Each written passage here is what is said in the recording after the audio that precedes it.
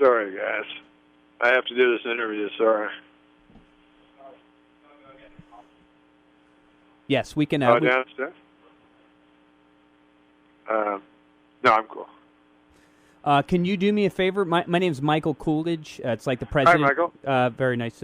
Very nice to meet you, Norm. I'm a huge fan. Can you say this is, before we begin? Hey, this is Norm Macdonald, and you're listening to the Michael Koolidge Show. Yeah, sure. Whenever you're ready. Hey, this is Norm Macdonald. You're listening to the Michael Koolidge Show. Awesome. And is there any recent things in the news you'd like me to talk, or you'd like me to ask you about, to bring up anything at all? No, not that I can think of. Okay. We have all your information here about Zanies and St. Charles and Vernon Run. I'll probably say that either before or during the interview. So we're going to promote this huge for you. All right, counting down in 3, 2, 1. All right, our next guest is possibly the funniest stand-up comic alive. Yeah, that's right, people. Norm Macdonald, former host of Weekend Update on Saturday Night Live. He's been in about a dozen movies. He's been on a bunch of sitcoms. He's going to be performing at Zanies in St. Charles and in Vernon Hills later on next week.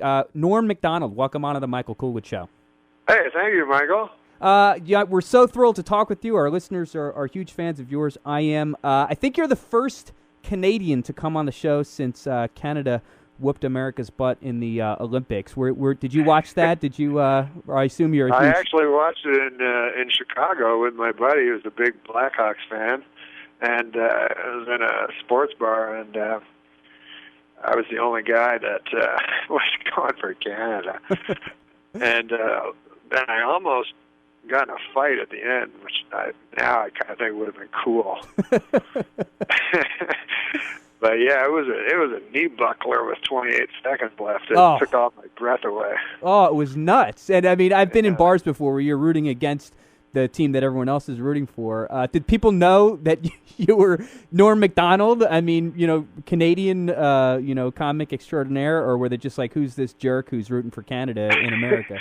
Well, I was trying to keep it quiet. Yeah, it's like playing the don't pass line at a craps table, Right.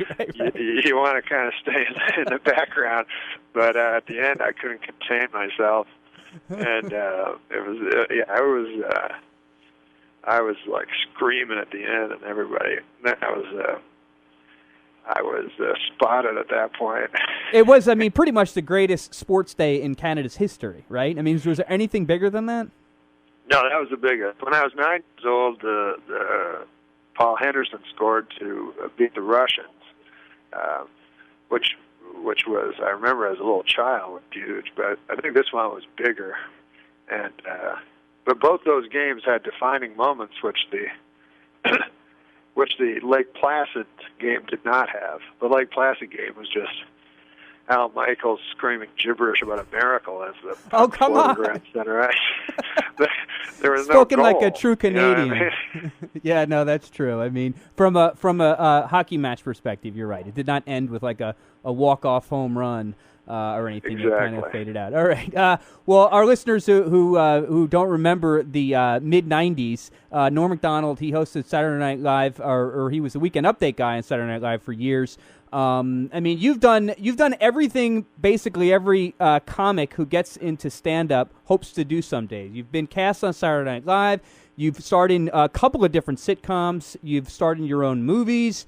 Any of those, any form of entertainment you like more than the rest of them, or are you at home when you're on stage doing stand-up? Yeah, I never really dreamed of those things, actually. I just wanted to do stand-up, and I just stumbled into those things because it's a very odd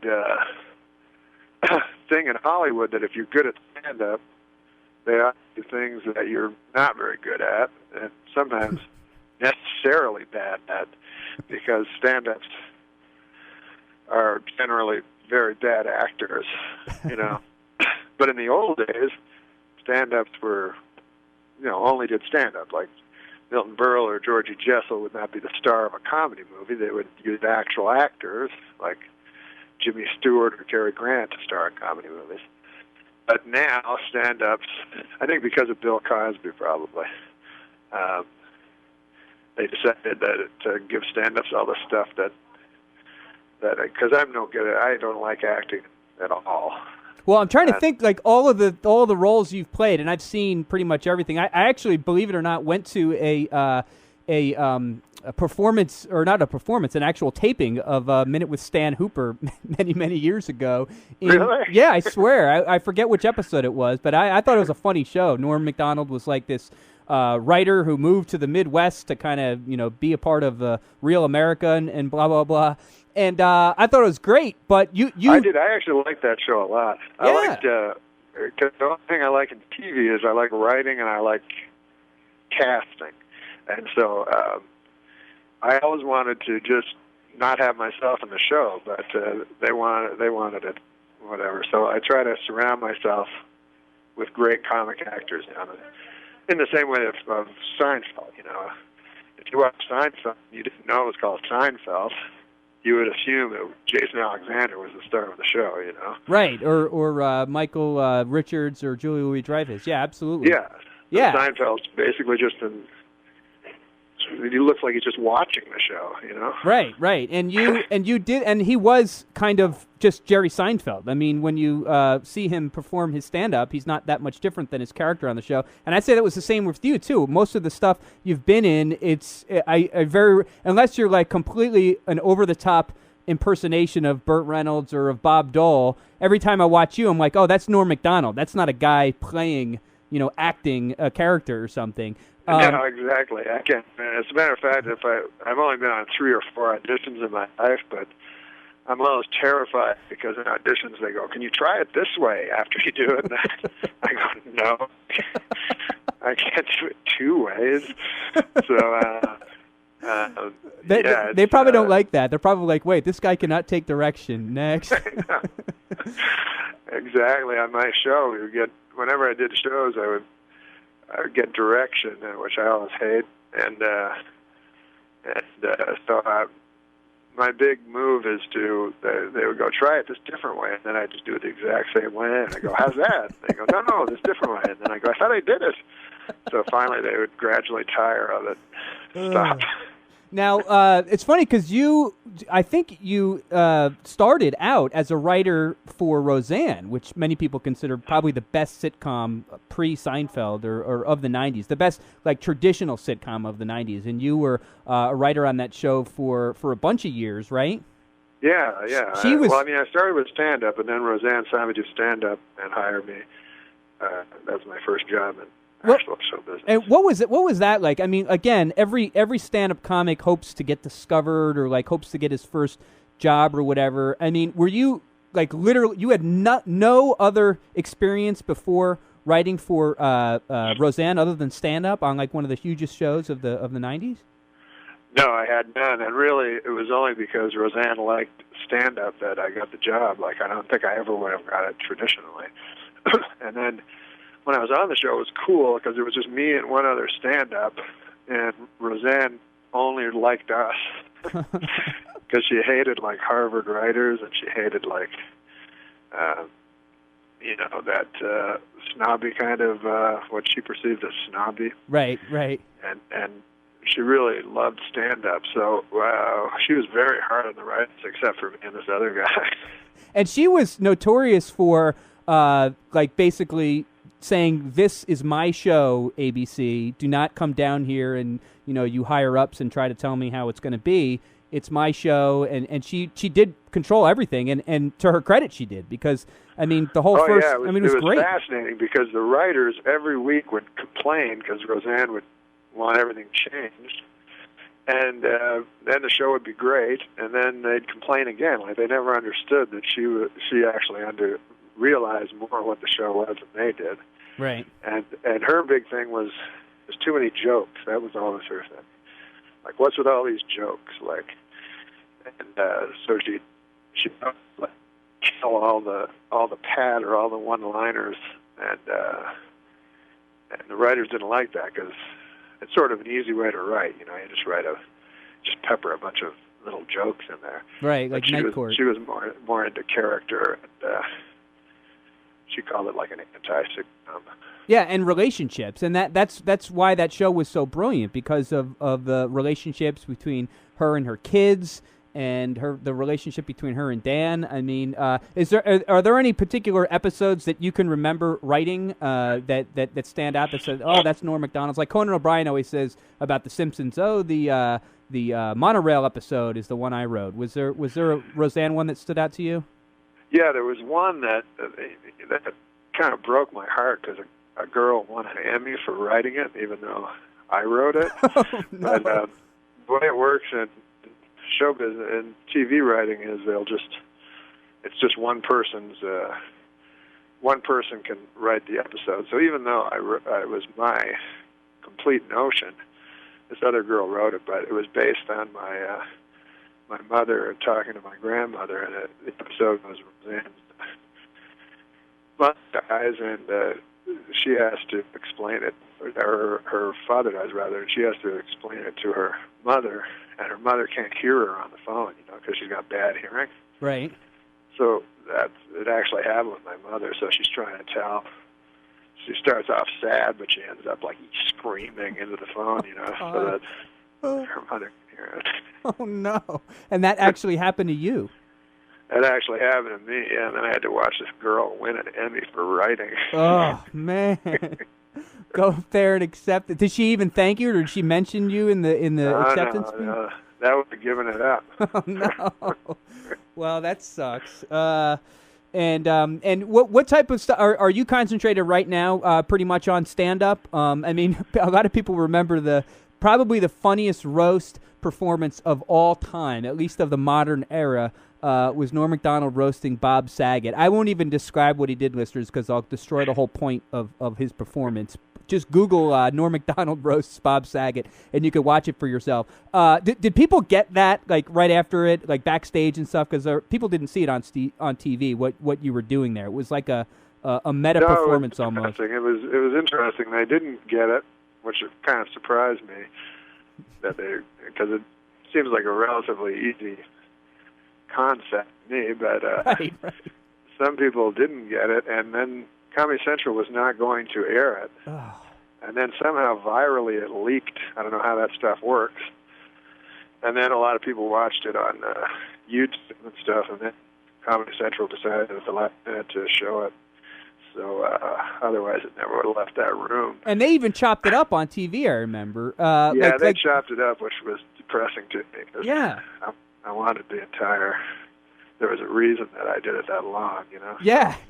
That was, again, listeners, if you haven't seen it, Google Bob Saget roasts, Norm Macdonald roasts Bob Saget, Comedy Central. I'm sure Comedy Central has the unedited clip somewhere on their site. It is possibly the best roast ever. I mean, again, I don't even want to describe what he did because I'll ruin it. Are any young comics you like coming up, or are you online a lot? Do you watch like John LaJoie? He's a big Canadian guy who's gotten pretty big recently. That John What's LaJoie. His name? It looks like John LaJoie. He does those parody songs and stuff, but his name's John LaJoie. I think he's from Toronto or from Montreal, one of those cities up there in Canada. No, I didn't, but I will check it out. Yeah, I see. There's a kid called Bo Burnham that is on YouTube a lot, and I kind of dig these kids that just go on YouTube and fool around, and I watch them a lot because some of them are, although you have to go through a lot of bad people, right? It's very cool how how they bypassed any system of some old guy deciding whether you're funny or not and gone right to the people. I really think that's cool. Now, does that? I'm interested to hear you say that because I know that a lot of comics, they develop over years and years and years material, and they perform in a lot of ways the same act all over the country when they perform. But because of the internet, so much of their acts are online now. Are you afraid that when you go to places, a lot of people will have already heard your jokes because they've seen your stand-up online? Is that a struggle that comedians have these days? I'm sure it is, although I don't work that way, and I kind of detest that way of polishing an act till it's perfect anyways, because I don't like saying the same thing over and over. I just don't like it. I just think it's an inane way of conducting your life. So I don't like going just by rote and making things perfect. I'd rather just kind of work on new stuff and keep writing. So I don't mind it that much if people want to procure it or steal it or whatever. Yeah. Also, people will steal your stuff all the time too, other comedians. So you've got to keep writing anyways.